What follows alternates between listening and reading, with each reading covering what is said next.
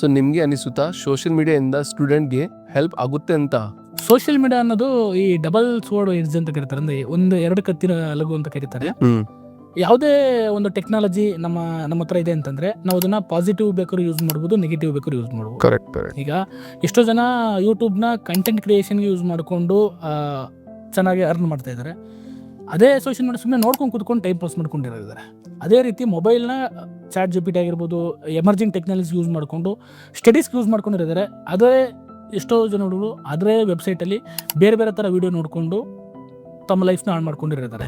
ಅರ್ಥ ಆಗ್ತಿದೆ. ಹಾಗಾಗಿ ಯಾವುದೇ ಒಂದು ಟೆಕ್ನಾಲಜಿ, ಮೊಬೈಲ್ ಇರ್ಬೋದು, ಸೋಷಿಯಲ್ ಮೀಡಿಯಾ ಇರ್ಬೋದು, ನಾವು ಅದನ್ನು ಹೆಂಗೆ ಉಪಯೋಗ ಮಾಡ್ತೀವಿ ಅನ್ನೋದ್ರ ಮೇಲೆ ನಮ್ಮ ಸಕ್ಸಸ್ ನಿಂತಿರುತ್ತೆ. ನೀವು ಅದನ್ನು ಪಾಸಿಟಿವ್ ಬೇಕಾದ್ರೂ ಯೂಸ್ ಮಾಡ್ಬೋದು, ನೆಗೆಟಿವ್ ಬೇಕಾದ್ರೂ ಯೂಸ್ ಮಾಡ್ಬೋದು.